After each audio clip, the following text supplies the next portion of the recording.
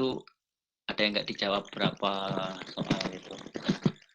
Jadi sebenarnya begini ya, masalahnya kalian kalau menjawab soal itu kan harus juga mempertimbangkan secara keseluruhan, tricky lah ya. Jadi maksudnya, misalnya ada soal yang soal nomor 1, kemudian di situ ada A, B, C kan. Terus ada soal yang tidak ada A, B, C-nya. Nah ya, dosen itu membuat soal apakah soal nanti dinilai per nomor atau diberi bobot A, B, C-nya juga dihitung satu bobot gitu.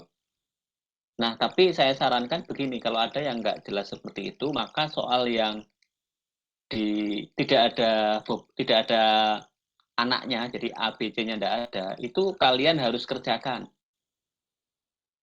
Kalian harus kerjakan. Sedangkan yang ada A, B, C-nya itu kan sebisa mungkin. Tapi juga jangan sampai kosong. Dari kalian kosong itu. Ya kalau kosong itu saya mau nilai apa? Karena di menulis saja, ya, menghargai menulis, karena kosong.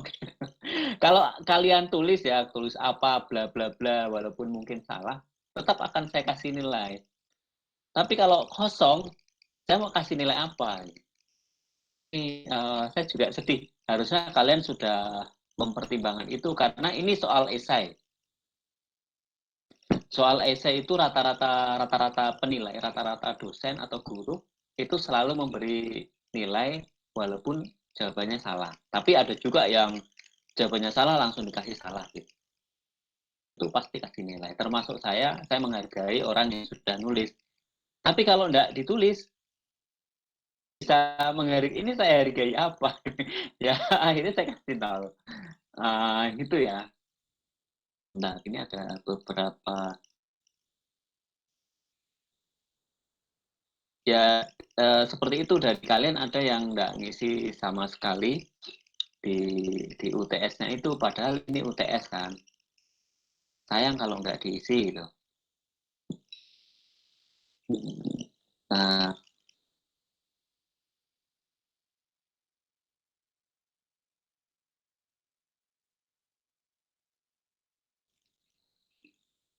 terus ada juga gini, soalnya itu open book dan saya memudahkan Anda untuk untuk mengisinya itu online, jadi boleh buka buku, boleh buka internet. Sebisa mungkin tampilannya itu yang bagus. Tampilannya bagus, kalau perlu diberi gambar. Kalau perlu diberi gambar, kasih apa kan gampang kan, kecuali Anda internetnya susah ya. Anda tinggal klik, misalnya Vermafrost itu gambarnya apa, klik, nah ditempelkan di situ. Nah itu saya akan menghargai nilai lebih di situ. Ada yang jawabannya jelaskan tapi singkat sekali. Namanya penjelasan itu ya nggak ada yang singkat ya. Jadi itu. Jadi kalau nilai asli itu mungkin hanya dari kalian yang dapat A ada cuma 3 orang, tapi sayang sekali kan yang lainnya agak bawah. Cuma ya itu yang membantu Anda itu adalah tugasnya memang saya kasih tinggi karena saya lihat juga kalian rajin terus aktif ya. Cuma pas begitu esaian itu ada beberapa yang enggak kalian isi, sayang sekali gitu. Kalau diisi dengan bagus dan diusahakan ditambah-tambahi apakah gambar atau apa yang menjelaskan jawaban Anda, maka sebenarnya itu lebih mudah. Materi itu ada semua, ada di grup. Harusnya kalian juga mengcopy semua, dimasukkan di file untuk mata kuliah ini. Misalnya kelompok A hanya membahas pasang surut, kelompok B membahasnya kalian simpan sehingga nanti pas ada ada soal yang keluar, maka kalian setidaknya gambarnya bisa diambil dari situ. Nah, ini ada beberapa dari kalian itu menjawabnya tidak strike. Contoh ini, misalnya, misalnya apa ya, yang tentang ini hutan di Indonesia. Hutan di Indonesia tropis kan, ini paru-paru dunia. Nah, sebenarnya kalau luasan hutan, Anda bisa cek di Worldomet atau Wikipedia. Hutan di Indonesia itu sebenarnya tidak luas-luas banget gitu. Masih luasan Rusia, Amerika, Kanada itu luas.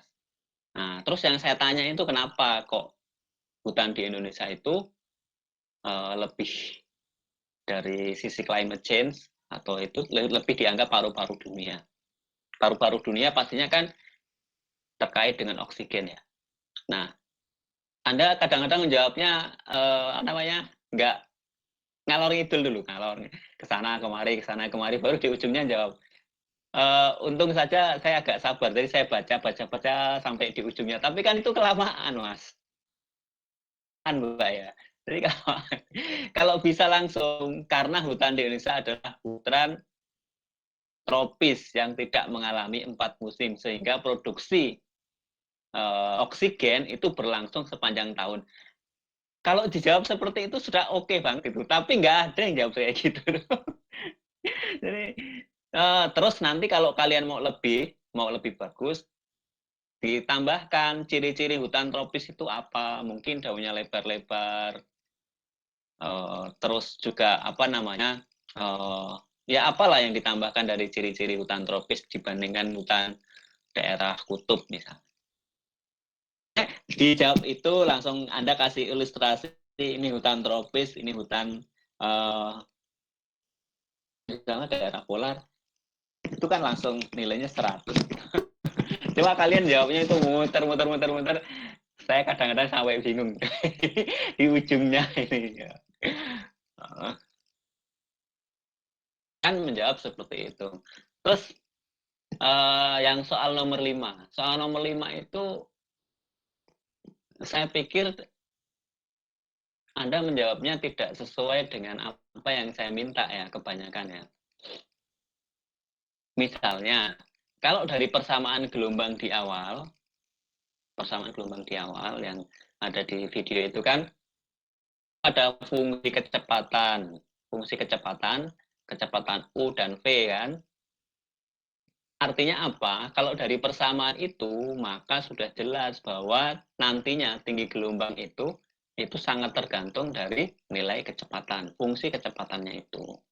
Nggak ada nilai XY. Artinya di situ kalau ada XY, berarti di situ adalah fungsi dari boundary, dari batas di bawah terutama. Ya kan?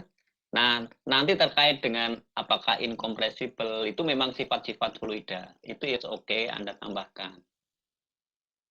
Terus selanjutnya adalah apa namanya dari gelombang tadi itu.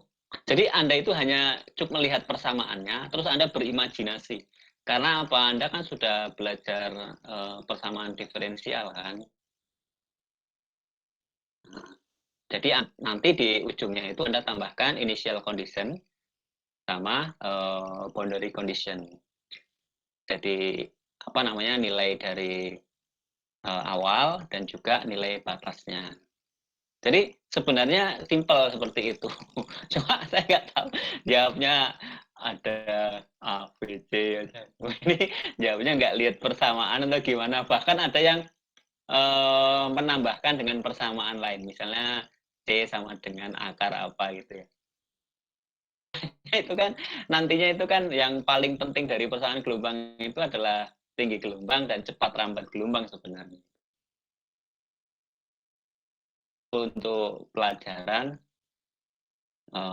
lain kali jangan begitu. Tapi saya itu kalau ngasih nilai selalu ini, selalu mengingat ini, ada kata-kata Prof. Bayong gitu. Jadi mungkin saya dulu pernah cerita ya, dulu ITB itu kan kampus besar ya, kampus elit ya. Nah, dulu waktu tahun berapa, 2000-an kira-kira, itu ada keluhan dari mahasiswa ITB karena penerimaan di perusahaan-perusahaan besar, itu kan biasa ada syaratnya. Syaratnya apa? Yang pertama adalah GPA. Jadi IPK-nya itu biasanya dituntut untuk lebih dari 3. Kalau zaman dulu itu lebih dari 3 atau 29 seperti itu. Zaman tahun 2000 itu IPK 2,75 itu udah tinggi ya.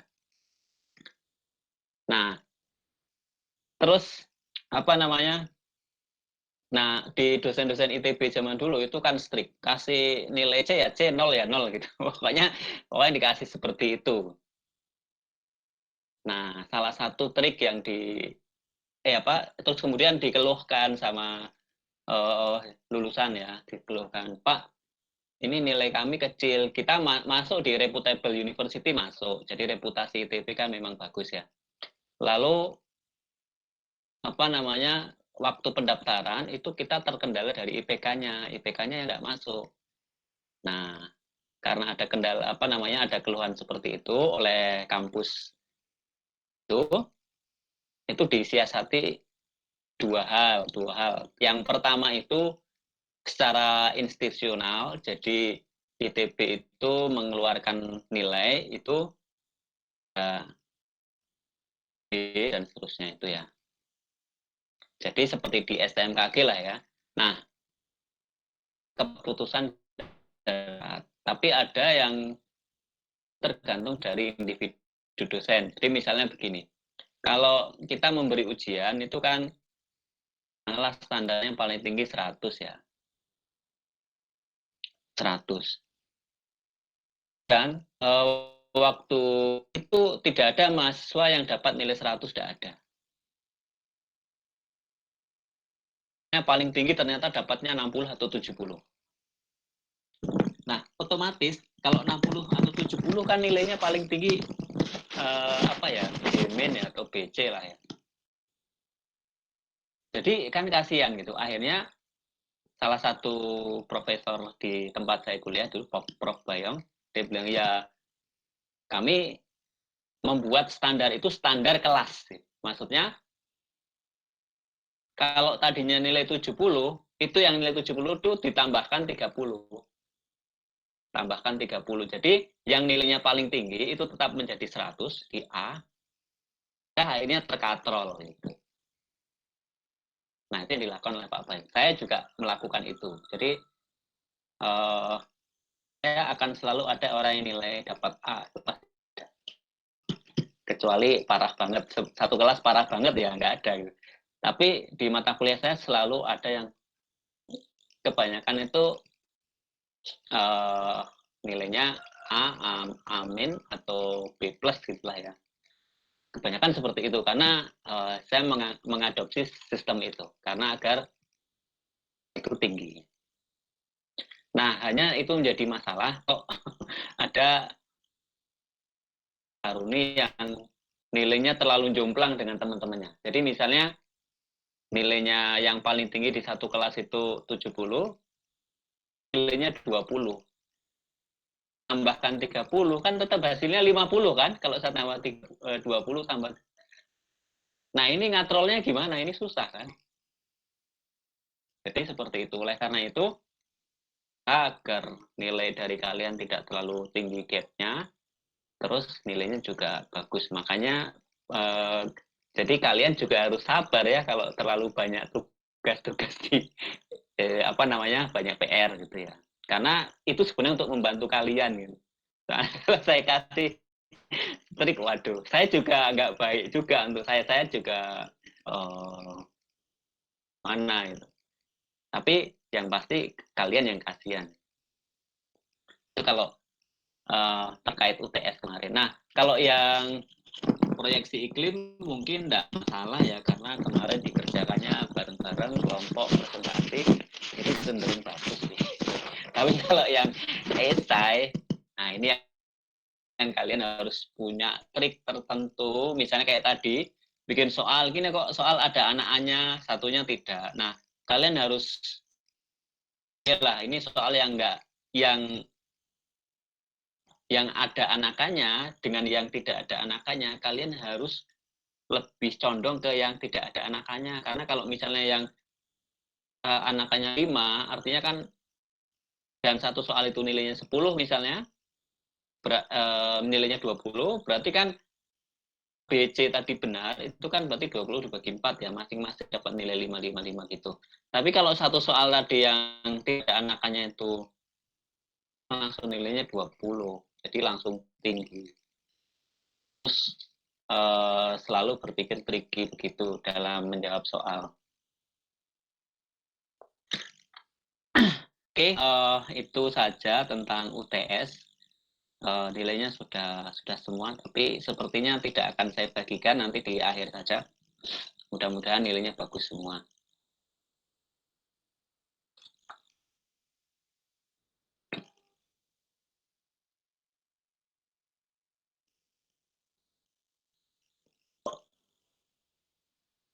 Kali ini kita akan membahas, kemarin 1 orang 2 ya? Mohon izin Pak, satu kelompok 2 orang Pak. Kok 2 orang kan? Jadi, Siapa? semoga ada dari Sabang sampai Merauke, karena kita akan melihat karakteristik bagaimana wilayah pantai di, nah, akan sangat luar biasa. Nanti kalian ini ya, kirim data dan PPT-nya, dan juga data dan PPT dan tentunya gambar-gambarnya itu di Google Drive, sehingga semuanya untuk kalian, siapa tahu nanti ada yang. Oke, saya persilahkan kelompok paling ujung. Nah, kalau angka 13 itu kan angka keberuntungan kan. Silahkan angka 13 dulu.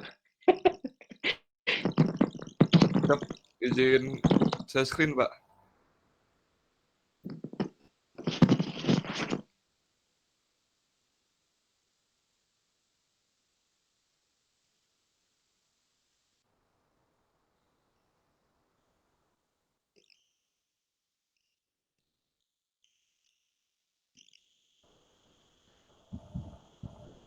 Izin, Pak, apakah sudah terlihat, Pak? Ya, sudah. Bismillahirrahmanirrahim. Assalamualaikum warahmatullahi wabarakatuh. Mohon izin, Pak. Kami dari kelompok 13, di mana di sini kami mengambil stasiun yang dekat pantai itu stasiun maritim Tanjung Priuk, dan untuk yang agak jauhnya itu adalah Meteorologi Halim Perdana Kusuma. Nah, kelompok 13 ini terdiri dari 2 orang, yaitu pertama ada Rofi Wiradiva, dan yang selanjutnya adalah saya sendiri, Sultan Ali Sidik. Kemudian outline yang dibahas ini ada mulai data dan metode, kemudian ada curah hujan, kelembaban, kecepatan angin, suhu, dan juga kesimpulan. Untuk data yang digunakan di sini adalah data dari F-Krim Report yang didapatkan dari BMKG Soft, di mana periode yang diambil ini ada 1 tahun, yaitu tahun 2019. Selanjutnya data ini akan diolah dengan Microsoft Excel, lalu dipindahkan ke Notepad, dan akan dibuat WinROS menggunakan bahasa pemrograman R. Untuk hasilnya yaitu dari curah hujan di Tanjung Priuk, terlihat bahwa bulan DJF itu memiliki curah hujan yang lebih tinggi dibandingkan bulan-bulan lainnya. Pada bulan-bulan ini merupakan adanya monsun Asia. Untuk dari arah anginnya, di sini arah angin terbanyak selalu menghasilkan curah hujan yang lebih tinggi. Dari curah hujan ini ada beberapa bulan yang tidak memiliki curah hujan, yaitu ada bulan Juni, Juli, Agustus, September, hingga Oktober. Untuk variasinya terlihat jelas bahwa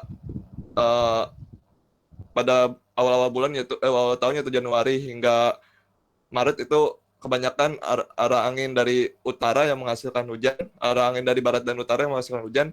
Sedangkan pada bulan-bulan November mulai bulan November di sini angin dari utara tidak begitu besar untuk menghasilkan curah hujannya, tapi angin dari selatan lah yang lebih besar untuk menghasilkan curah hujannya.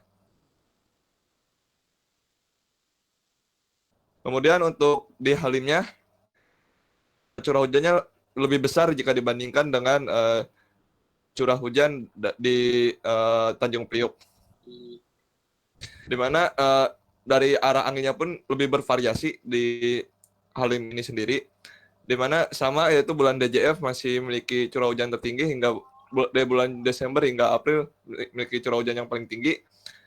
Dan yang tertinggi itu ada di bulan April, yaitu dari sekitar arah tenggara yang hingga 100 sampai 150 mm. Untuk sebarannya masih sama, yaitu arah angin terbanyak lebih banyak menghasilkan curah hujannya dibandingkan arah angin yang lebih sedikit atau yang kurang kuat. Di sini juga ada beberapa bulan yang tidak memiliki curah hujan, yaitu ada di bulan September, Oktober, dan juga Juli. Selanjutnya di kecepatan angin. Kecepatan angin lebih besar kalau ada perbedaan antara dua periode, yaitu ada ketika terjadi monsun Asia dan Australia, di mana ketika monsun Asia ini pada bulan Januari, Februari hingga Maret, di mana arah angin itu lebih condong dari barat hingga ke utara. Sedangkan mulai bulan April, Mei, dan Juni ini adalah bulan pelarian, di mana cukup berimbang. Sedangkan untuk bulan Juli, Juni, Agustus ini sudah mulai condong ke arah timur hingga utara. Di sini juga terlihat bahwa jika sebelumnya kita bandingkan dengan curah hujannya, di mana kecepatan angin ini lebih tinggi ketika curah hujannya pun lebih banyak. Jika dilihat dari gambar windrows yang sebelumnya, yaitu curah hujan. Untuk variasi anginnya di sini lebih sedikit dibandingkan di Halim Perdana Kusuma. Ini merupakan kecepatan angin di Halim Perdana Kusuma, di mana di sini lebih kencang anginnya dibandingkan di Tanjung Priok tadi. Untuk sebarannya pun masih sama, yaitu pada ketika monsun Asia ini aktif, di mana lebih condong ke arah barat hingga utara. Terus kemudian bulan April memiliki angin cukup besar. Juni, Juli ini sudah mulai angin condong ke arah timur. Sedangkan untuk Agustus, September hingga Oktober juga masih sama. Dan ketika bulan November, arah angin ini kembali lagi condong ke arah barat. Ini adalah indikasi bahwa monsun Asia kembali aktif. Selanjutnya adalah suhu dari Tanjung Priuk. Siap, mohon izin Pak, izin menjelaskan. Selanjutnya itu suhu dari stasiun Tanjung Priuk. Untuk suhu sendiri, persebaran suhunya rata-rata berada di kisaran 27 sampai 30 untuk pada stasiun Tanjung Priuk. Dan untuk arah anginnya juga sama seperti yang sebelum-sebelumnya. Pada arah angin DJF, rata-rata frekuensinya terjadi pada arah angin utara sampai DJF sampai bulan Maret, April, Mei. Di Tanjung Priuk juga rata-rata dari arah utara. Itu terjadi juga suhu udara yang di atas 30, terutama pada bulan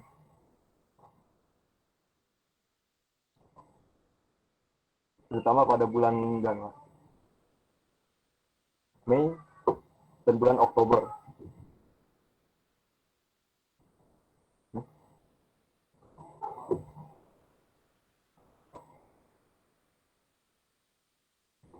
Sedangkan untuk Halim, suhu udara rata-ratanya pada tahun 2019 ini juga sama, yaitu 27 sampai 30 derajat Celcius. Sedangkan untuk arah anginnya itu rata-rata dari arah barat pada bulan Desember, Januari, Februari. Dan pada bulan Maret juga dari arah barat. Dan untuk bulan April, Mei, Juni, Juli, Agustus, September hingga Oktober juga arah anginnya rata-rata dari arah barat timur laut. Dan persebaran dan terdapat juga suhu udara yang di atas 30 terutama pada bulan Oktober dan November. Next. Selanjutnya RH. Untuk RH di stasiun meteorologi Tanjung Priuk, RH-nya rata-rata pada tahun 2019 itu berkisar nilai 70 sampai 90. Dan terdapat juga nilai yang di bawah 70 pada bulan Juli, Agustus, Oktober, September, Oktober. Sedangkan untuk arah angin juga sama seperti parameter lainnya yang tadi. Next.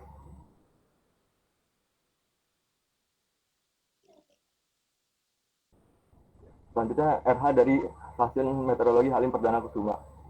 Untuk RH-nya juga sama, yaitu rata-ratanya nilai 70 sampai 90%. Pada Halim terdapat banyak RH yang di bawah 70, yaitu pada bulan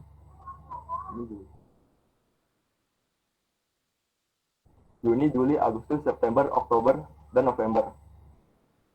Sedangkan terdapat juga RH di atas 90 pada bulan Desember, Januari, dan Februari. Next. Itu saja kesimpulan dari beberapa wipros tadi, dokter kesimpulan bahwa angin di Halim memiliki rata-rata kecepatan angin sekitar 9 meter per second, di mana arah angin terbanyaknya itu berasal dari timur laut. Sedangkan untuk Tanjung Priok itu rata-rata kecepatan anginnya itu sekitar 5,2 meter per second dengan arah terbanyaknya juga sama, yaitu timur laut. Untuk total curah hujan di Halim pada tahun 2019 ini berkisar 286 mm. Dan sedangkan untuk di Tanjung Priuknya itu sekitar 1.479 mm di tahun 2019. Kemudian angin di Halim ini memiliki kecepatan yang lebih tinggi dibandingkan dengan angin di Tanjung Priuk. Dan juga angin di Halim ini memiliki arah angin yang lebih bervariasi dibandingkan dengan arah angin di Tanjung Priuk. Kemudian curah hujan di Halim juga lebih besar nilainya dibandingkan curah hujan di Tanjung Priuk, di mana arah angin terbanyak menghasilkan besaran dalam variasi dalam besaran curah hujannya. Kemudian selanjutnya suhu di stasiun Tanjung Priok ini pada tahun 2019 memiliki rata-rata antara 27 sampai 30 derajat Celcius. Di mana nilai di atas 30 derajat Celcius juga ada pada bulan April, Mei, September, Oktober, November, dan Desember. Sedangkan di stasiun Halim ini pada tahun 2019 memiliki suhu rata-rata sama, yaitu 27 sampai 30 derajat Celcius. Di mana untuk nilai yang di atas 30 derajat Celcius ini hanya terjadi 3 kali dalam 1 tahun, yaitu pada bulan September, Oktober, dan November. Kemudian yang terakhir, RH di Tanjung Priok berkisar antara 70 sampai 90%, di mana untuk nilai di atas 90% ini hanya terjadi pada bulan Desember. Sedangkan untuk stasiun Halim pada tahun 2019 memiliki rata-rata RH juga sama, yaitu 70 sampai 90%, di mana untuk 90% ini terjadi 3 kali dalam setahun, yaitu pada bulan Desember, Januari, dan juga Februari. Mungkin sekian presentasi dari kami. Kurang lebihnya mohon maaf. Wassalamualaikum warahmatullahi wabarakatuh. Waalaikumsalam warahmatullahi. Ini PPT-nya jangan ditutup dulu PPT-nya. Ya, siap, izin Pak, mulai. Iya. Nah, ini teman-teman dari penampilan pertama. Jadi wajar ya kalau tampilan pertama ini mungkin tidak sebagus yang selanjutnya.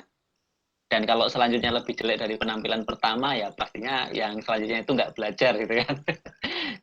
Nah, PPT-nya teman kita, Sultan dan Rofi, ada nggak yang menurut Anda ini kurang oke kalau kita membuat sebuah perbandingan untuk kondisi pantai dan yang agak jauh dari pantai? Ada nggak?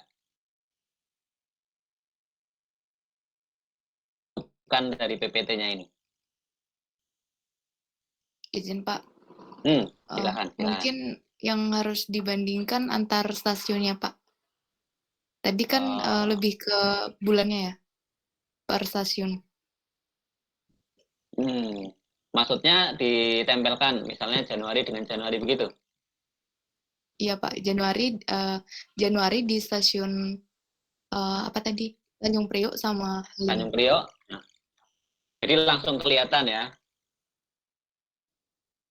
Iya Pak, menurut saya begitu Pak. Oke, itu juga karena dalam pikiran saya seperti itu, karena kita tadi dikasihkan di stasiun itu langsung 12 bulan. Nah, kita kan tidak bisa langsung mengcompare ya. Jadi karena PPT itu visual, maka kita agak kesulitan. Jadi memori kita terbatas ya. Begitu pindah ke slide selanjutnya, maka kita agak lupa. Paling-paling yang kita ingat tidak gitu. Di 1 atau 2 bulan gitu. Tapi untuk bulan-bulan yang lain kan kita nggak lupa ya. Karisma, itu untuk masukan untuk semuanya ya. Nanti Rofi dan Sultan PPT-nya Anda perbaiki sebelum kita dikirim ya.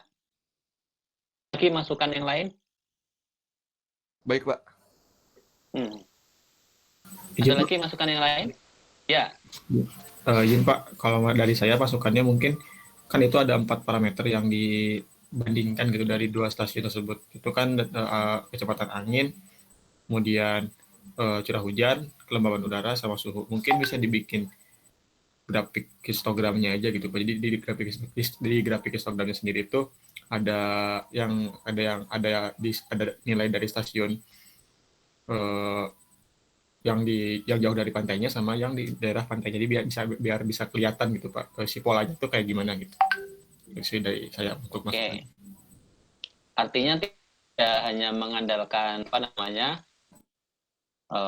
Windows saja ya, Anda bisa memperkaya dengan grafik yang lain, gitu ya Mas Firman saya.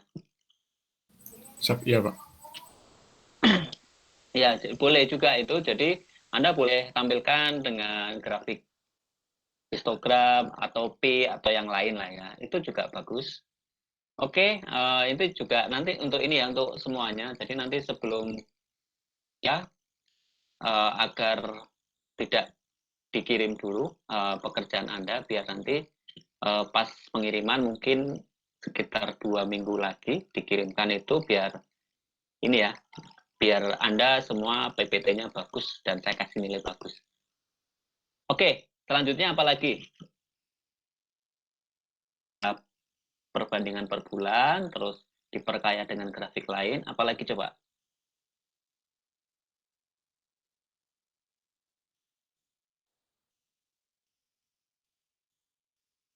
Tidak ada? Nah, kalau tidak ada, saya tambahkan. Tolong dicatat ya. Nah, itu seharusnya Anda menampilkan petanya. Di PPT saya sudah saya tampilkan petanya. Ini loh, posisi Jakarta. Kalau perlu, Anda kasih peta gedenya. Jadi peta katakanlah Jawa Barat ya, maksudnya Jawa Barat itu kan kalau sekarang kan dipotong Banten lah ya. Jadi Jawa Barat itu pokoknya betul-betul Jawa Barat zaman dulu lah. Jawa Barat, jadi nanti kelihatan nih, ini Jakarta ini posisinya utara selatannya di mana. Jadi nanti kalau kita tahu ini utara selatannya di sebelah mana, terus posisi Teluk bagaimana, kan kelihatan nih arah anginnya itu sebenarnya yang teridentifikasi dengan angin laut itu mana, yang teridentifikasi dengan angin darat itu mana, ya kan? Jadi penting peta yang Anda lokasi yang Anda ingin teliti itu tampilkan petanya di mana? Karena pokok bahasan kita adalah apa namanya iklim pesisir, maka itu penting. Terus yang tadi sudah komparasi sudah tadi yang sudah dikasihkan sama teman. Ada lagi satu lagi yaitu interval. Itu interval antara suhu dan RH itu kayaknya panjang sekali tuh. Nah, interval itu bisa Anda perkecil. Misalnya begini. Di Jawa terutama mungkin di Jakarta, itu kan suhunya mungkin sekitar 24 sampai sekitar 30 kan dominannya itu. Nah, Kalau levelnya misalnya 20 atau 18 sampai 23 misalnya. Terus 23 sampai 30. Terus 30 ke atas misalnya, dibagi 3 interval misalnya ya. Maka Anda akan tidak melihat temperatur yang lain gitu. Karena itu temperaturnya akan tertutupi oleh temperatur yang paling banyak, yaitu temperatur antara 24 derajat sampai 30. Bisa melihat porsi dari temperatur yang di atas 30 itu berapa persen sih? Itu pasti garis gitu. Nah, kalau yang seperti ini ya, nanti Anda boleh tambahkan dengan box plot ya. Box plot itu yang ada apa namanya? Whisker plot itu yang ada apa? Pakai nilai kuantil itu. Itu boleh di apa namanya? Di apa? Di plotan nanti saya lihat di apa? Di lecture saya itu sudah ada belum? Nanti kalau belum nanti saya buatkan tutorialnya. Jadi seperti itu, bisa tampilkan itu. Kalau histogram sendiri mungkin kelihatan juga, itu boleh juga. Jadi banyak alternatif kita menampilkan itu. Tapi kalau box plot itu bisa langsung ditampilkan di dua, jadi kanan kiri itu bisa dua. Jadi kita langsung bisa membandingkan itu di dua tempat yang pada saat yang bersamaan. Gitu. Nah, jadi saya sarankan agar apa namanya interval kelasnya itu Anda bermain di situ. Nah, pasti nanti setiap tempat pasti berbeda-beda.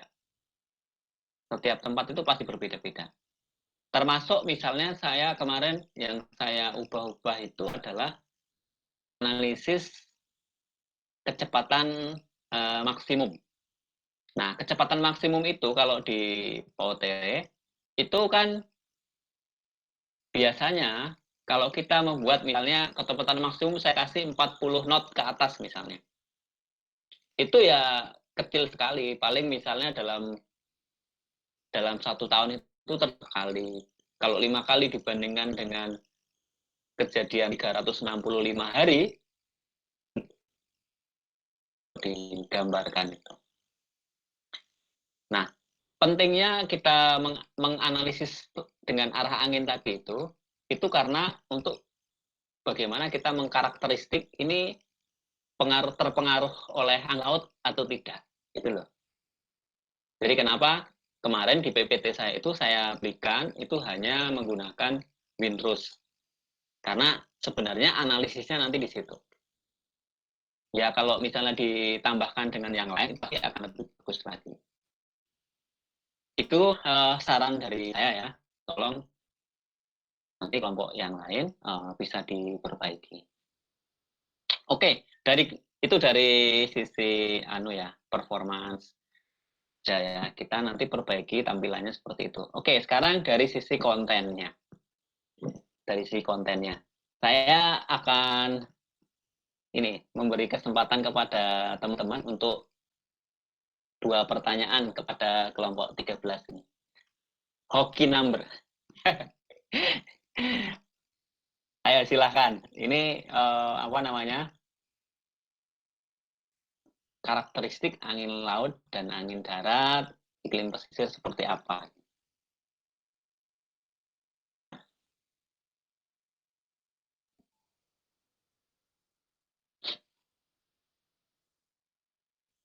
Oke, kalau enggak ada, saya yang bertanya.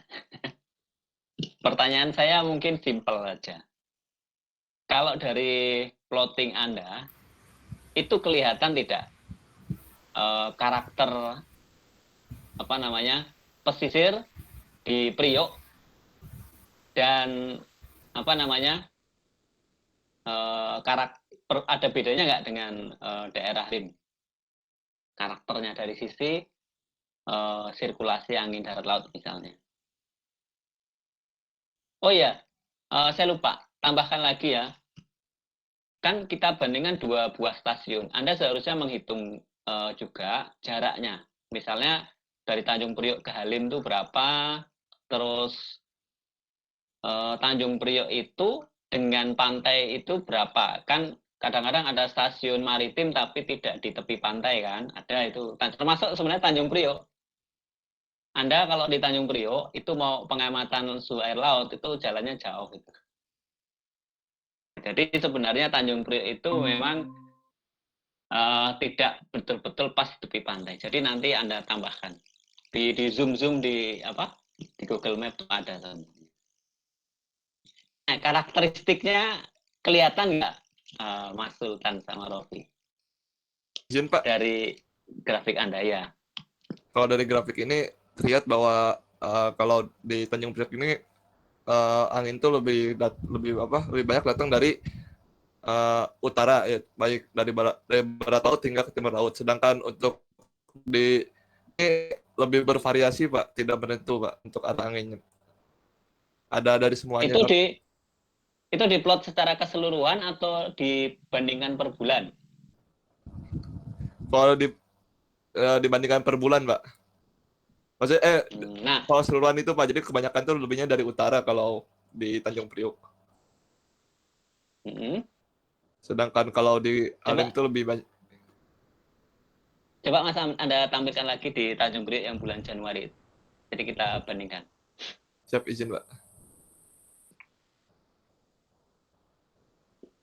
Jadi kita belajar analisisnya step-step ya biar enak. Izin Pak, sudah terlihat Pak? Dikasih gede aja. Ya. Ini Januari yang mana nih? Yang pojok kiri ya?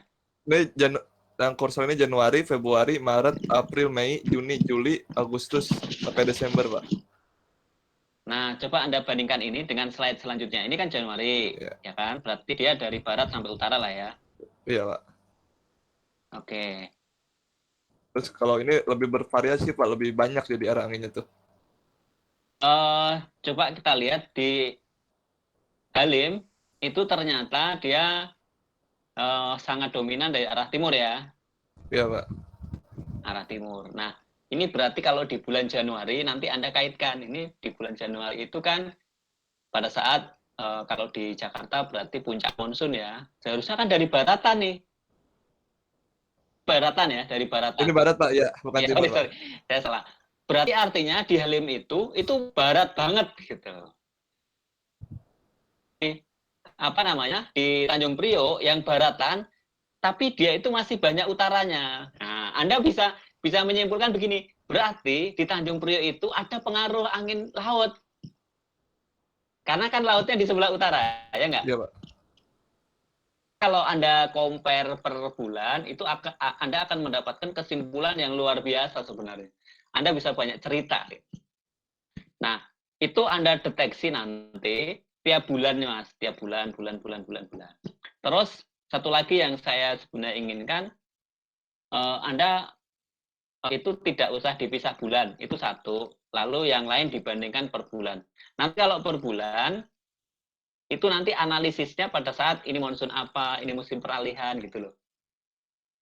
Nah, jadi Anda akan mendapatkan cerita yang banyak. Nah, kalau dari sini ya, di Halim ini ternyata di bulan Januari, dia barat banget. Mungkin di Halim pada saat bulan Januari hujannya gede banget mungkin. Apalagi kalau tadi ya, kita bandingkan hujannya yang di Halim itu sampai 2000 sekian, Tanjung Priok itu cuma 1400 sekian di 1 tahun.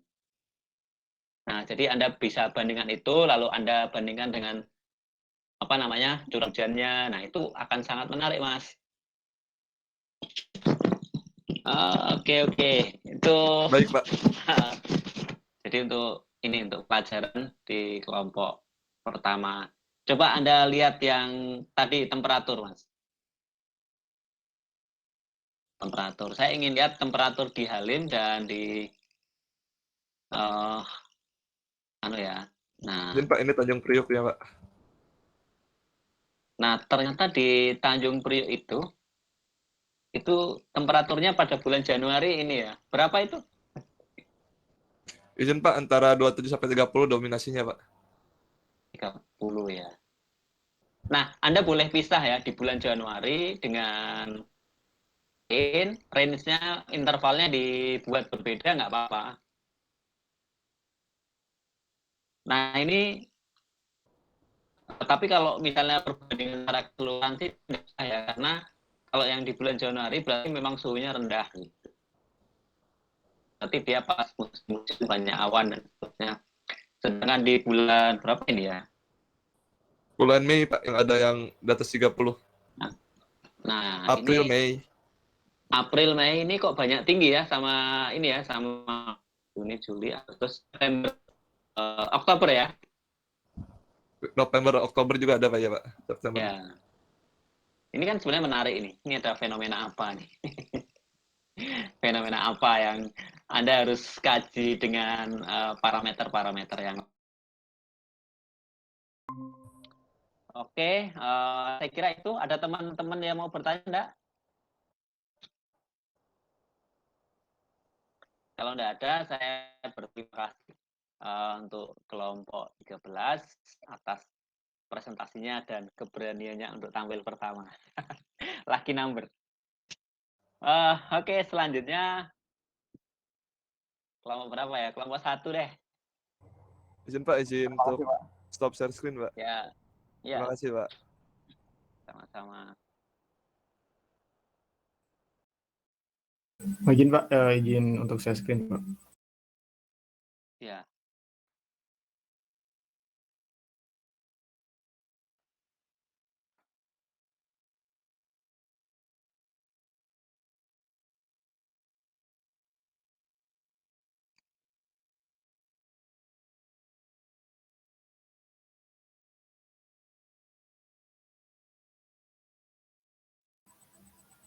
Izin Pak, apakah sudah terlihat? Belum. Ya. Mohon izin Pak. Assalamualaikum warahmatullahi wabarakatuh. Mohon izin Pak, kami dari kelompok 1 izin untuk mempresentasikan terkait hasil analisis mengenai parameter iklim di wilayah pesisir dan di wilayah pegunungan. Untuk studi kasusnya sendiri, kami memilih wilayah kajian di Stasiun Geofisika Bandung dan juga untuk wilayah di daerah pesisirnya itu di Stasiun Meteorologi Jatiwangi. Next, adapun kemudian untuk outline presentasi kali ini, yang pertama itu pendahuluan, kemudian yang kedua ada hasil dan pembahasan, dan terakhir adalah kesimpulan. Baik, selanjutnya adalah bagian pendahuluan.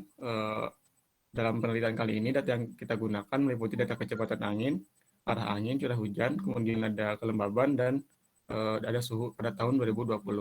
Kemudian data tersebut diperoleh dari Applim 71 yang dari BMKG, di mana untuk kajian penelitiannya sendiri itu di wilayah Stasiun Geofisika Bandung yang terletak pada koordinat 6 derajat, 53 lintang selatan dan 107,3 derajat lintang timur, bujur timur. Kemudian untuk menginterpretasikan wilayah pegunungannya.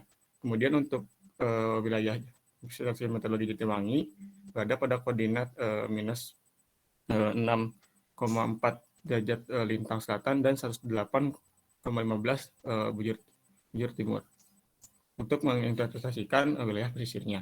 Untuk masing-masing stasiun sendiri, untuk Stasiun Geofisika Bandung berada pada ketinggian 790 meter di atas permukaan laut, sementara untuk wilayah Stasiun Meteorologi Jatiwangi berada pada ketinggian 47 meter di atas permukaan laut. Nah, kemudian untuk data arah dan kecepatan angin diolah dengan cara mengklasifikasikan arah menjadi 12 arah mata angin, yaitu 345 sampai 0,15 derajat, kemudian 0,15 derajat sampai 0,45 dan seterusnya. Sedangkan kecepatan dan arah anginnya diklasifikasikan ke dalam 7 kelas, yakni 1 sampai 4 knot, 4 sampai 7 knot, 11, 7 sampai 11 knot. Dan untuk memudahkan proses analisisnya, si data-data tersebut, data yang kita gunakan dibuat ke dalam diagram Wine-Ross dengan menggunakan aplikasi RStudio. Next, kemudian untuk diagram Aligo sendiri, yang pertama kali kita lakukan adalah mengkonversi data-data dari kecepatan dan arah angin, kemudian curah hujan, relative humidity, dan suhu menjadi format TXT. Format ini digunakan untuk memudahkan nantinya dalam proses visualisasi dengan menggunakan aplikasi RStudio. RStudio sendiri merupakan aplikasi untuk pemrograman R. Nah, setelah data divisualisasi ke dalam bentuk Wine-Rost, kemudian data dianalisis dan kemudian selesai. Next, berikutnya adalah hasil dan pembahasan. Untuk hasil penelitian terhadap pola angin, curah hujan, kelembaban relatif dan suhu permukaan Stasiun Geofisika Bandung dan Meteorologi Kertajati disajikan dalam bentuk analisis dan pembahasannya. Untuk analisis sendiri dilakukan analisis bulanan. Di analisis bulanan ini dilakukan untuk mengetahui fenomena regional maupun global yang berpengaruh terhadap pola iklim di masing-masing stasiun. Next. Dan untuk Wine-Rost di Stasiun Meteorologi Jatiwangi yang bakal dijelaskan oleh Saudari Hilmi. Mohon izin Pak, untuk Windrost kecepatan angin pada bulan Januari itu angin yang terjadi hampir seluruhnya berasal dari arah utara dengan persentasenya 90%. Untuk kecepatannya 0 sampai 2 knots. Nah, terus ada beberapa angin yang dari barat itu sekitar 5% dari barat dan 5% dari barat laut. Untuk kecepatannya sekitar 0,2 knots. Untuk bulan Februarinya hampir sama dengan bulan Januari, yaitu lebih banyak dari arah utara. Untuk kecepatannya 0,2 knots juga. Dan terjadi sedikit angin dari arah barat sebanyak 10% itu kecepatannya 0,2 knots. Untuk pada bulan Maret seluruh anginnya datang dari arah utara.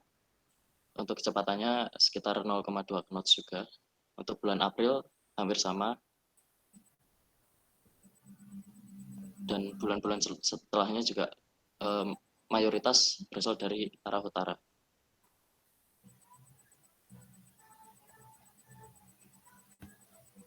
Untuk bulan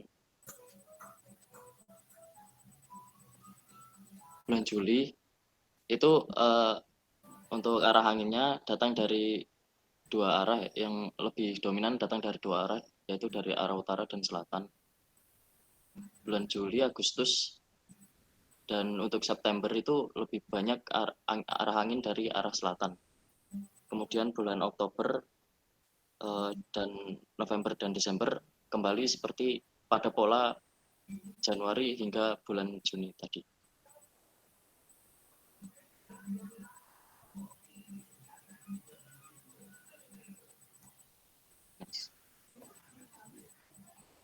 Untuk curah hujan,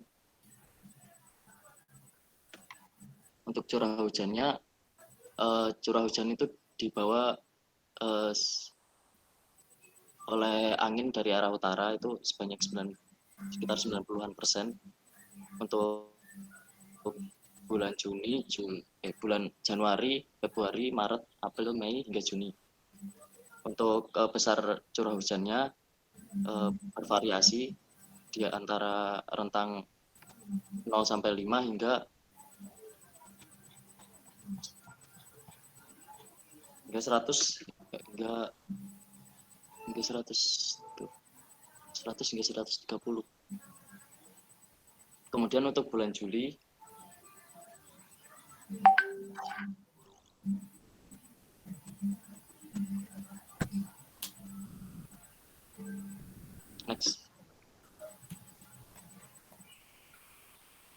Untuk bulan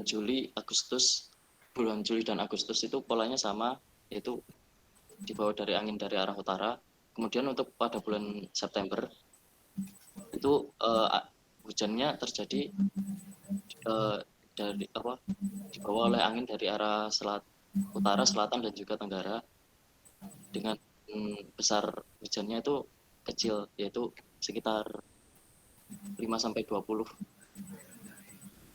mm. Untuk pada bulan Oktober hujannya dibawa angin dari arah utara dengan variasi besarannya 0 hingga 100 mm. Untuk bulan November dan Desember sama seperti bulan Oktober. Next. Untuk kelembapan udara di daerah di Stasiun Meteorologi Kertajati yang terukur itu kelembapannya sekitar berkisar antara 70 hingga 90%, dan juga dari 90 hingga 100%, atau kriterianya sangat tinggi untuk pada bulan Januari dan juga bulan Februari. Untuk bulan Maretnya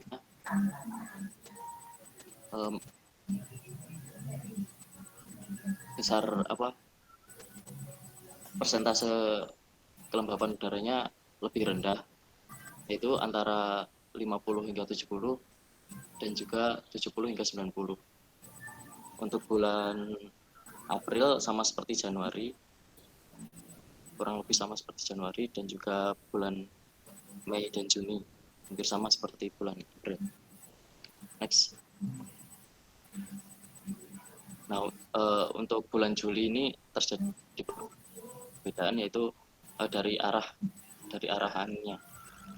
Untuk bulan Januari sampai Juni tadi arah anginnya mayoritas dari arah utara. Kemudian untuk bulan Juli lebih banyak dari arah selatan. Untuk besar kelembapan relatifnya itu dari 50 hingga 70 dan juga 70 hingga 90%. Pada bulan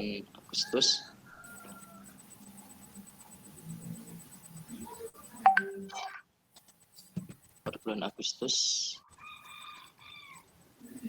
itu lebih banyak dari arah utara dan juga bulan September. Kemudian untuk Oktober hingga Desember polanya seperti pada bulan Januari hingga Maret tadi. Next.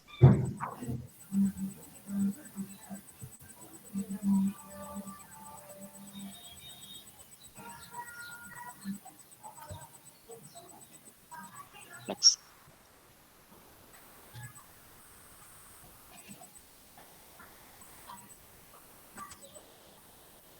Baik, kemudian selanjutnya adalah wilayah untuk Windows di stasiun Geofisika Bandung. Pertama adalah untuk kecepatan angin, di mana untuk bulan Januari untuk arah angin sendiri didominasi oleh arah angin dari sebelah barat dengan presentasi sebesar 50%. Kemudian untuk kecepatan anginnya sendiri berkisar antara 0 sampai dengan 4 knot.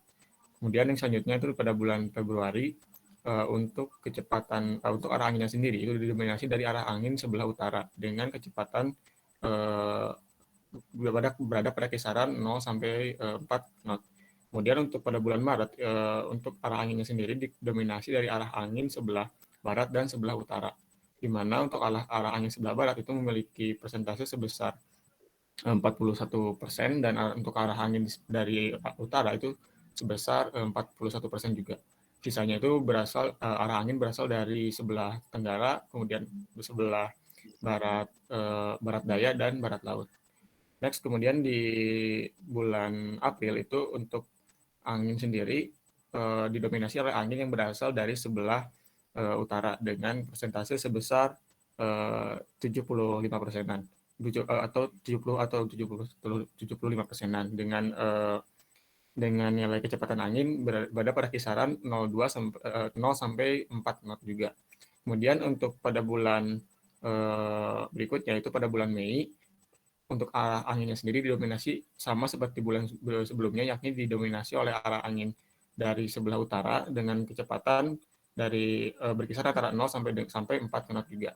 Nah, kemudian pada bulan Juni ini mengalami perubahan yang cukup drastis dari bulan sebelumnya, di mana arah angin dari sebelah tenggara itu mulai aktif, yang menandakan bahwa pada periode ini monsun Australia mulai aktif pula, di mana persentase dari anginnya sendiri didominasi oleh angin dari sebelah utara dan sebelah tenggara dengan persentase untuk sebelah utara itu sebesar 35% dan untuk dari sebelah tenggara itu sebesar 30%. Sisanya itu berasal dari sebelah timur, sebelah timur laut, kemudian dan sebelah barat dan barat daya. Kemudian untuk kecepatan angin pada periode berikutnya itu pada bulan Juli ini terjadi untuk arah angin sendiri dominasi oleh arah angin dari sebelah tenggara. Dan juga pola angin ini juga diikuti juga pada bulan-bulan berikutnya, yakni pada bulan Agustus dan pada bulan September. Namun untuk bulan September ini arah angin mengalami pembelokan yang ditandai dengan persentase angin dari arah timur yang lebih tinggi dibandingkan dengan wilayah lainnya. Kemudian karena bulan September ini menjadi bulan peralihan dari musim kemarau ke musim hujan, bisa kita lihat bahwa pada bulan September ini ditemukan angin dengan kecepatan lebih dari 4 knot, yakni pada kisaran 4 sampai 6 knot. Sementara untuk apabila kita urutkan pada bulan Juli ini untuk kecepatan sendiri berkisar pada 0 sampai 4 knot dan diikuti juga pada bulan Agustus 0 sampai 4 knot juga. Sementara untuk pada bulan September ini kecepatan angin berkisar antara 0 sampai dengan 6 knot. Nah, kemudian untuk periode berikutnya yaitu pada periode Oktober, November, dan Desember ini pola angin sendiri mengalami cukup seragam, namun ada perubahan yang cukup signifikan pada bulan Desember pada saat kemungkinan pada saat puncak musim hujan, di mana pada saat puncak musim hujan ini monsun Asia itu mulai aktif ditandai dengan pembelokan arah angin yang pada mulanya itu berasal dari sebelah utara itu menjadi datang dari sebelah barat dan sebelah barat laut.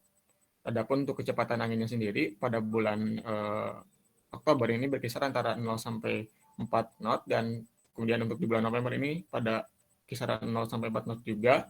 Kemudian sementara untuk pada bulan Desember berada pada kisaran 0 sampai 6 knot. Bisa kita lihat pada periode-periode peralihan angin ditandai dengan kecepatan yang lebih tinggi dibandingkan periode lainnya. Namun secara umum bisa kita lihat bahwa berdasarkan diagram Windross dari Stasiun Geofisika Bandung, bahwa kecepatan angin di wilayah stasiun itu berkisar antara 0 sampai 4 knot untuk rata-rata selama setahun. Berikutnya untuk curah hujannya sendiri, untuk curah hujan pada bulan Januari, Februari, dan Maret itu berkisar antara 0 sampai 150 mm, di mana untuk curah hujannya sendiri didominasi oleh pengaruh angin dari sebelah utara. Next, kemudian pada bulan April, Mei, dan Juni ini untuk curah hujan mengalami penurunan, namun terkecuali untuk bulan Mei, di mana masih ditemukan hujan curah hujan di atas 150 sampai 160. Nah, bisa kita lihat juga seperti periode bulan sebelumnya, yakni bulan Januari, Februari, Maret, curah hujan pada periode April, Mei, dan Juni ini masih dipengaruhi juga oleh angin dari sebelah utara. Begitu, karena ini menandakan bahwa monsun Asia pada periode ini masih aktif. Berikutnya itu pada periode bulan Juli, Agustus, dan September, arah angin mengalami perubahan dan cukup signifikan, utamanya itu pada bulan Juli, di mana arah angin cenderung lebih beragam gitu, dengan persentase tertingginya itu terjadi dari arah sebelah utara dan sebelah tenggara.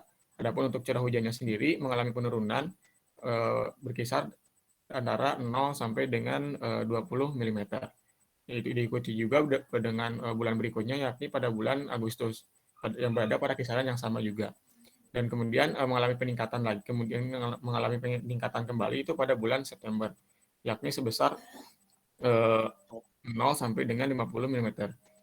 Kemudian pada periode berikutnya itu periode bulan Oktober, November, dan Desember, bisa kita lihat bahwa pada periode ini angin kembali curah hujan kembali lebih banyak dipengaruhi oleh angin dari sebelah utara dan sebelah tenggara bagian. Dan kemudian untuk pada bulan November angin untuk curah hujan sendiri lebih beragam pengaruhnya itu, di mana untuk curah hujan dari 20 sampai 50 ini lebih banyak dipengaruhi oleh angin dari sebelah timur, tenggara, dan barat laut.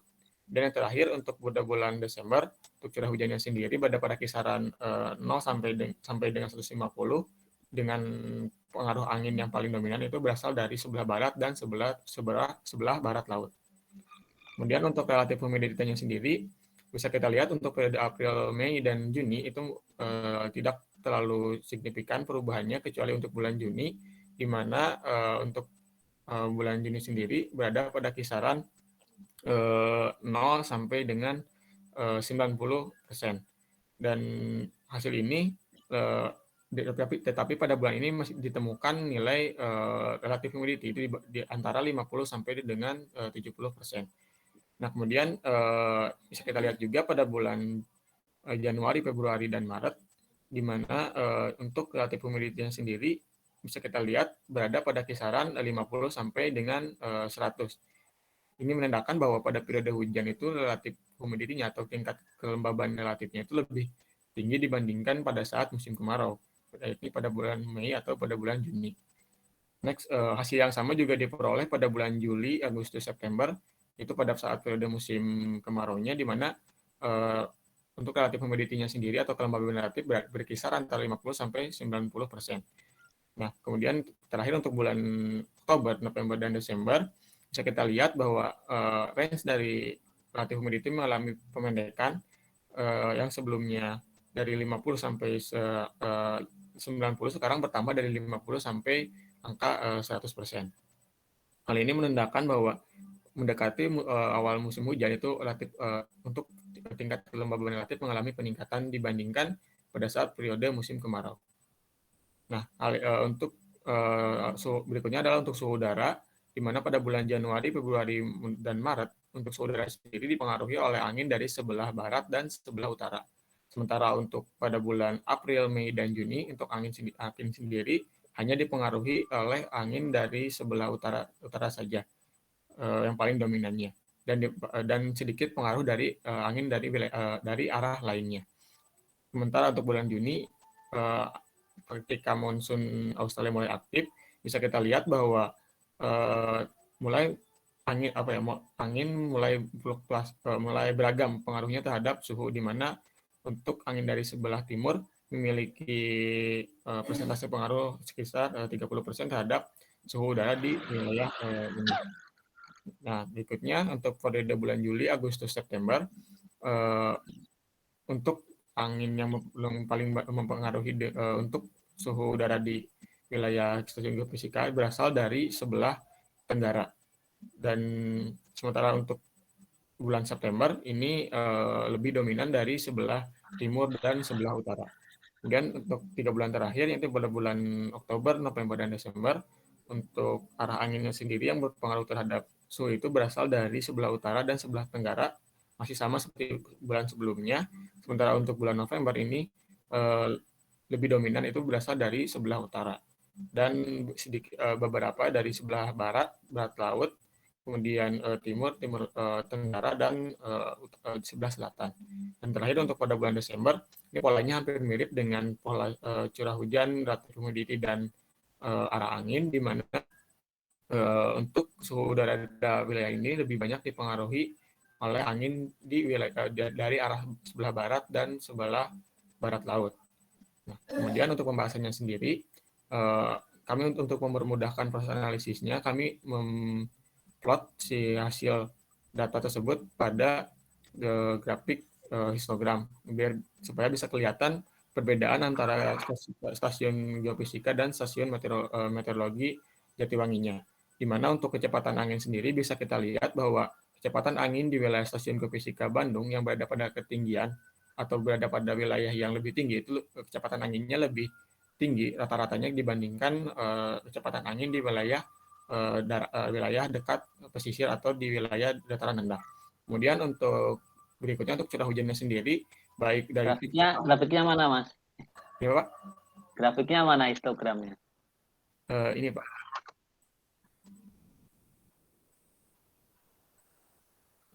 Izin, Pak. Apa sudah muncul, Pak? Belum. Yang lain sudah melihat? Belum, Pak. Belum, Pak. Iya, soalnya dari tadi itu terus. Izin, Pak. Dari saya udah pindah, Pak. Oke, ya. Mohon izin, Pak, izin melanjutkan kembali. Berikutnya, untuk pembahasannya sendiri bisa kita lihat bahwa berdasarkan grafik dari untuk perbandingan tiap parameter iklim yang dibandingkan pada penelitian ini, bisa kita lihat untuk kecepatan angin untuk wilayah yang berada pada ketinggian yang diwakili oleh stasiun geofisika Bandung memiliki kecepatan angin lebih tinggi dibandingkan dengan stasiun meteorologi Jatiwangi yang menginterpretasikan wilayah pesisir atau wilayah dataran rendah. Kemudian untuk parameter curah hujannya sendiri bisa kita lihat bahwa untuk curah hujannya sendiri, curah hujan di wilayah stasiun meteorologi Jatiwangi memiliki intensitas yang lebih tinggi dibandingkan dengan curah hujan dari stasiun Geofisika Bandung. Hal ini disebabkan karena aktivitas konvektif yang lebih tinggi karena untuk stasiun meteorologi Jatiwangi sendiri berada pada wilayah dataran rendah dan dekat pesisir. Nah, kemudian untuk perbandingan suhu udara tahunan sendiri bisa kita lihat bahwa suhu udara di wilayah stasiun Jatiwangi itu lebih tinggi dibandingkan suhu udara di wilayah stasiun Geofisika. Hal ini dikarenakan letak lokasi dari stasiun sendiri di mana untuk wilayah stasiun Geofisika Bandung berada pada daerah pegunungan sehingga suhu udara di daerah sana relatif lebih dingin dibandingkan dengan wilayah stasiun meteorologi Jatiwangi yang berada di daerah dataran rendah. Nah, kemudian untuk kelembaban relatifnya sendiri cenderung untuk wilayah di dekat perairan atau wilayah dataran rendah itu cenderung kelembabannya itu lebih tinggi dibandingkan dengan wilayah yang berada pada dataran lebih tinggi. Namun apabila kita lihat dari segi polanya sendiri memiliki pola yang hampir mirip baik dari stasiun Geofisika Bandung maupun dari stasiun meteorologi Jatiwangi. Kemudian yang terakhir adalah kesimpulan. Yang pertama, berdasarkan grafik perbandingan kecepatan angin sepanjang tahun 2020, stasiun Geofisika Bandung yang notabene berada pada elevasi yang lebih tinggi mengalami angin yang dengan kecepatan yang lebih tinggi sepanjang tahun daripada stasiun meteorologi Kertajati yang berada di daerah pesisir. Kemudian, kesimpulan yang kedua, perbandingan curah hujan pada tahun 2020 menunjukkan bahwa stasiun meteorologi Kertajati memiliki pola rata-rata curah hujan yang lebih tinggi daripada stasiun Geofisika Bandung. Hal tersebut disebabkan oleh lokasi yang berada di daerah pesisir sehingga dekat dengan sumber uap air dan lebih besar potensi terbentuknya awan sepanjang tahun 2020. Kemudian rata-rata suhu terukur dari stasiun Geofisika Bandung lebih rendah dibandingkan stasiun meteorologi Kertajati. Kemudian yang ketiga, perbedaan ini disebabkan oleh faktor elevasi dari stasiun Geofisika Bandung yang lebih tinggi daripada stasiun meteorologi Kertajati. Perbandingan kelembaban di tahun 2020 menunjukkan secara umum stasiun meteorologi Kertajati menunjukkan pola yang lebih tinggi karena lokasinya berada di pesisir sehingga angin akan membawa lebih banyak uap air dibandingkan stasiun Geofisika Bandung yang berada di daerah pegunungan. Terima kasih Pak untuk presentasinya, sekian. Mohon maaf apabila banyak kekurangan. Wassalamualaikum warahmatullahi wabarakatuh. Waalaikumsalam warahmatullahi wabarakatuh. Terima kasih presentasinya. Oke, saran-saran untuk PPT-nya seperti sama ya dengan kelompok 13. Oke, dari teman-teman ada yang mau ditanyakan? 2 pertanyaan. Dari presentasi tadi itu kira-kira apa yang mungkin aneh atau apa gitu? Dari presentasi ya, bukan dari yang lain-lain. Gimana? Ada yang nyimak? Ada yang lihat gambarnya?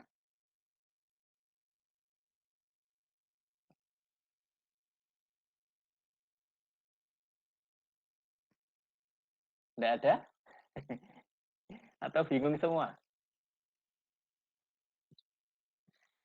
Nah, kalau tidak ada, begini Mas Firmansyah sama Hilmi ya. Dari karakteristik kedua tempatnya dulu. Nah, kan kalau di Jatiwangi itu dianggap datar ya. Saya ingin tanya elevasinya berapa? Izin Pak, untuk wilayah stasiun Geofisika Bandung berada pada ketinggian 793 meter di atas permukaan laut. Sementara untuk wilayah stasiun Jatiwangi berada pada ketinggian 24 meter di atas permukaan laut, Pak.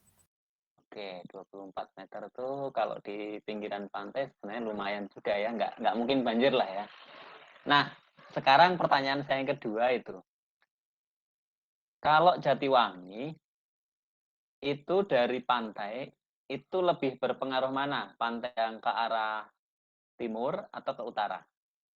Karena kan di Jatiwangi itu yang terdekat itu kan ada ini ya, di arah timur, arah Cirebon itu juga agak dekat, terus ke arah utara juga agak dekat. Nah, mana yang berpengaruh dari grafik yang Anda tampilkan tadi itu? Soalnya saya lihat semuanya banyak ke utara semua ya. Utara selatan itu yang sesuatu loh kalau saya itu. Izin Pak, kalau untuk stasiun Jatiwangi berdasarkan lihat dari letak lokasi geografisnya sendiri, itu faktor yang paling banyak pengaruhnya itu dari utara Pak, dari sebelah utara Pak. Padahal itu jarak dari Jatiwangi ke Cirebon, ke Pantai Indah Kejawanan ya, Cirebon, itu cuma 55 kilo loh. Sedangkan yang ke arah utara itu sepertinya sekitar 70 sampai 80 kilo. Ini saya cek di map-nya, di Google Map. Barusan saya cek. Nah, kok bisa dari utara? Saya juga agak dari grafik tadi itu kan utara dan selatan saja kan di Siap ya bulan Pak, Mei. yang mendominasi itu dari arah utara dan sebelah timur Pak. Nah, kenapa kok yang dari timur yang mana ya? Di bulan apa itu? Parameter apa Pak? Untuk curah hujan atau apa Pak? Arah anginnya aja, arah anginnya. Coba Anda tampilkan slide-nya. Siap Pak.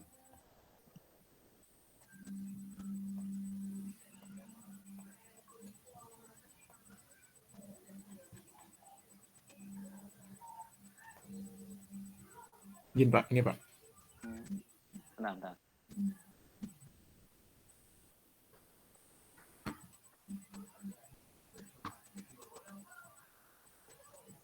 Ini untuk daerah Jatiwangi Pak.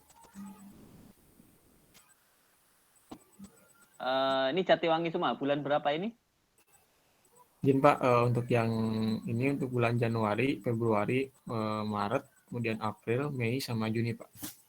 Nah, ini kan kalau dari grafik Winrose yang ini dari bulan Januari sampai bulan Mei, itu semuanya utara. Ini kalau saya melihat secara global, semua utara dominannya. Siap ya Pak. Sedangkan setelah bulan itu, yaitu bulan Juni, adalah yang ke arah selatan dan sedikit ke arah timur ya. Iya Pak. Nah, itu saya agak aneh ya kalau saya ya. Agak aneh. Soalnya berarti kalau kita melihat data hariannya itu berarti north gitu semua ya. Siap ya Pak. Ya. Ini kalau saya agak aneh terus soalnya yang lain itu sedikit sekali. Seperti yang bulan Februari ini sedikit. Kalau yang sedikit ini sebenarnya tidak harus karena angin mungkin monsun atau apa gitu ya. Mungkin itu bisa jadi karena variasi, karena ada angin aja, angin awannya tumbuh di situ, terus kemudian di situ ada sirkulasi internal awan kan ada juga. Nah, kalau dari grafik ini kan berarti di daerah Jatiwangi mempunyai karakteristik angin darat, angin laut tidak? Saya belum baca sih Pak. Belum baca referensi jurnalnya gitu Pak. Bukan, dari arah angin yang ini aja. Siap.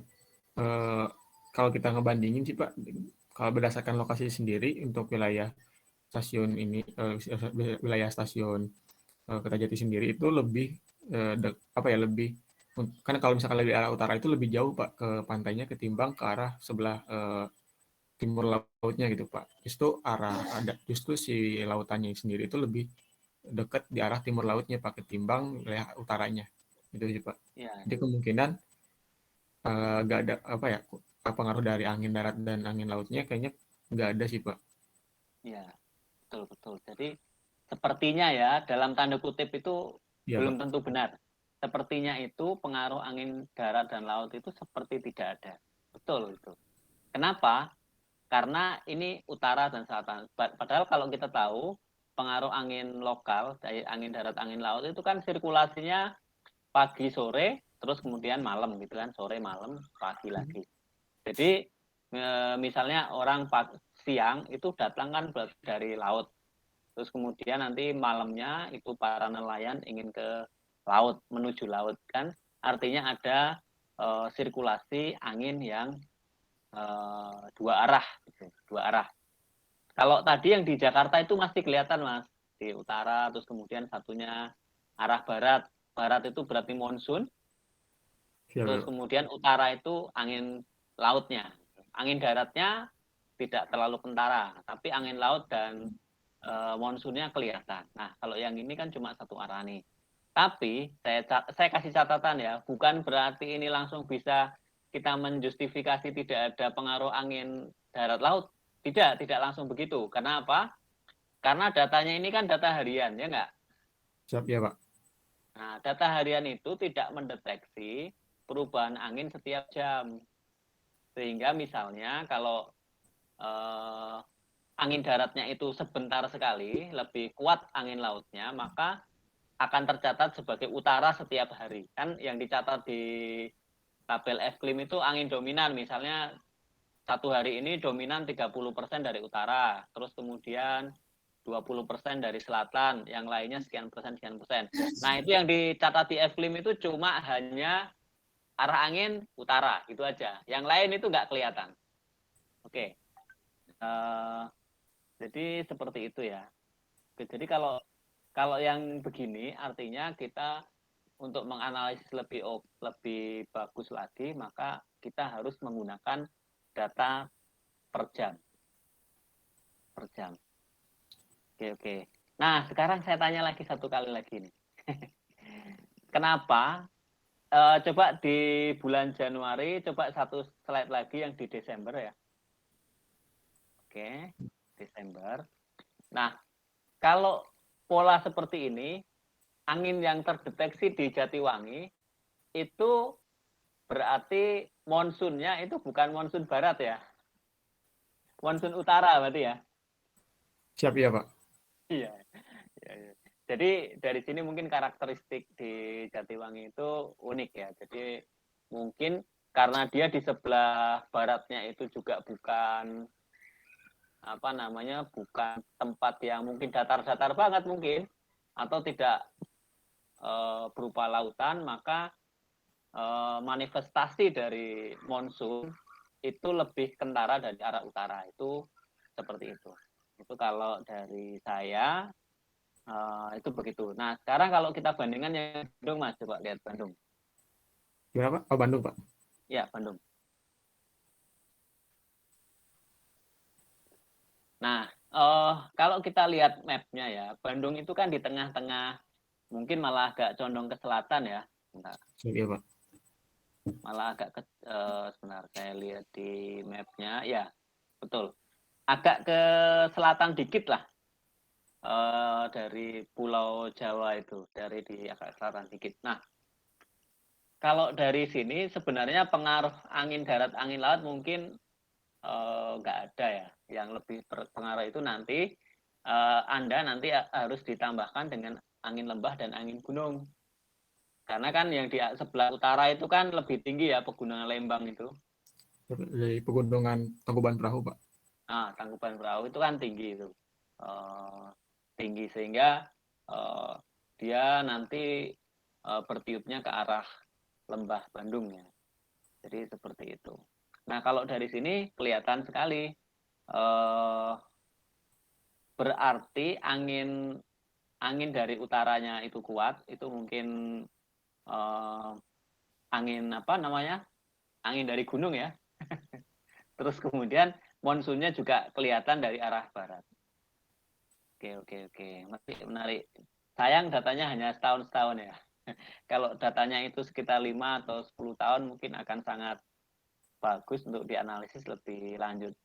Karena nanti di R itu bisa Anda pisah per bulan, per hari itu malah bisa.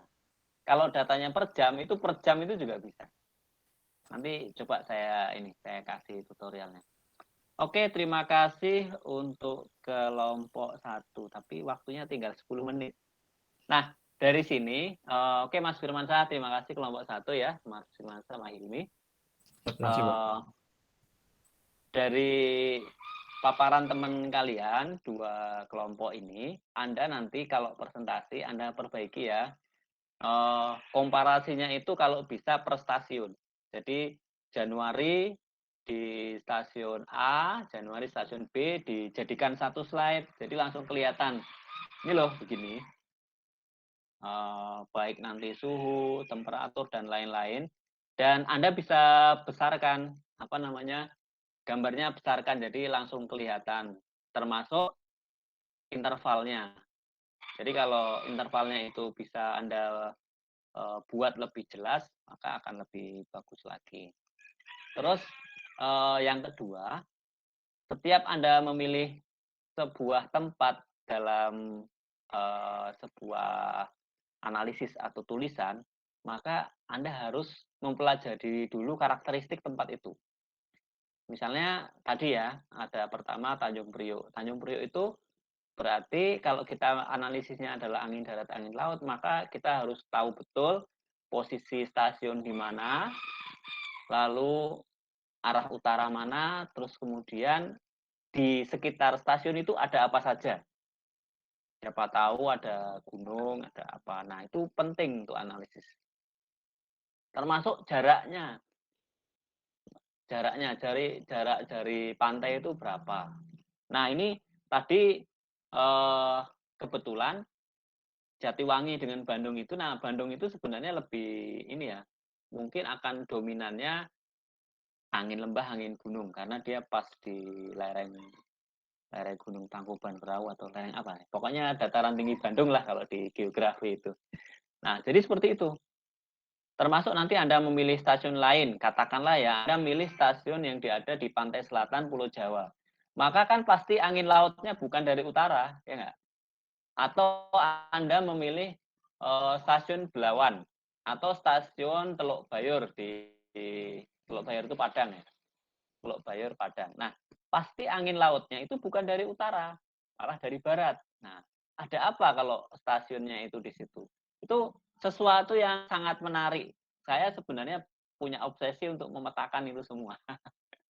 Saya sudah dapat datanya sebagian, tapi belum saya kerjakan karena apa namanya ya belum saja ya. Tapi itu sangat menarik karena kebetulan saya basicnya maritim kan. Sangat menarik karakteristik dari pantai-pantai di Indonesia itu. Nah, kalau kita kan ada kepentingannya klimatologi. Seandainya juga datanya itu bisa dapatkan per jam, maka itu akan sangat lebih baik. Kenapa? Karena begini, kalau di F-Clim itu kan yang tercatat adalah suhu minimum, suhu maksimum, lalu suhu rata-rata. Tapi kalau kita dapatkan suhu per jam, maka sirkulasi dari angin darat dan angin laut terhadap temperatur itu akan kelihatan. Misalnya begini, oh pada saat angin itu bertiup dari Bogor misalnya, di stasiun Dermaga, itu ternyata suhu di sana itu lebih dingin dibandingkan dengan suhu Tanjung Priok misalnya. Itu seperti itu kelihatan sekali. Hanya saja nanti akan bermasalah juga, karena kalau kita nggak tahu karakteristik, nanti kita langsung main sikat saja. Tapi sebenarnya nggak juga, karena apa? Misalnya ya, Bogor itu mungkin dingin, tapi kan itu tidak hanya karena penyinaran matahari yang kurang ya, tapi bisa juga karena vegetasi di stasiun, bisa juga karena memang banyak hujan. Nah, akan sangat bagus kalau daerahnya itu sebanding, maksudnya daerah A dan B itu cloud coverage-nya itu relatif tidak terlalu beda. Sehingga apa namanya sirkulasi angin darat dan laut itu akan kelihatan. Dan akan lebih jelas lagi kalau kita punya profil angin vertikal. Itu akan kelihatan. Karena gini, yang dianggap sempurna kalau kita bisa membuat gambar sirkulasi angin darat dan angin laut itu kalau memang kita punya profil angin vertikalnya, terutama temperaturnya. Temperatur secara vertikal itu di tempat A bagaimana, dengan B bagaimana. Tapi kalau tidak ya level di bawahnya itu tadi, setidaknya apa namanya data kita itu setiap jam. Kalau tidak ada lagi, ya setidaknya kita punya datanya. Tapi tidak cuma setahun, biasanya panjang. Nah, nanti kita pisah-pisahkan itu. Jadi seperti itu. Oke, dari ini ada yang mau ditanyakan tidak? Izin Pak, izin Ya. bertanya. Ya, silakan. Izin Pak, untuk biar lebih jelasnya lagi tadi untuk poin-poin revisinya apa saja Pak untuk presentasi ke depan? Oke. Nanti saya taruh di di grup ya. Baik, siapa? Sekalian kalau misalnya saya nyatatnya lupa, itu kalian tambahkan aja. Karena namanya revisi kan misalnya ini yang berpendapat cuma saya. Kalau Anda punya pendapat agar tampilannya lebih bagus lagi, dilihat orang langsung kelihatan perbedaannya, mana yang darat, mana yang laut, itu ya nggak apa-apa, disempurnakan nggak apa-apa. Tapi nanti saya akan berikan. Karena biasanya kalau setiap kelompok itu presentasi, saya buat catatan-catatan kecil memang. Oke, ada lagi?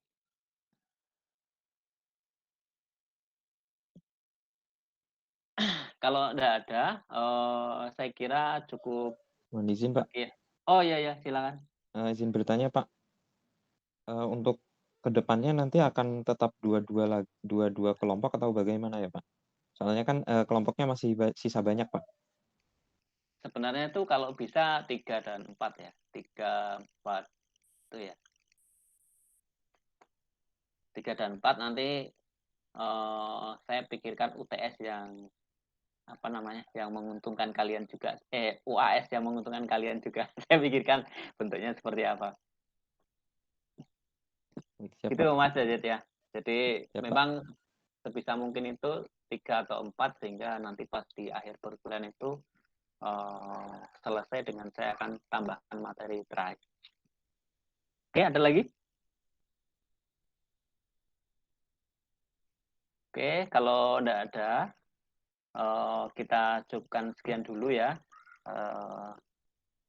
Saya minta maaf kalau ada kekurangan dan kata-kata yang saya nggak berkenan. Terima kasih atas perhatiannya.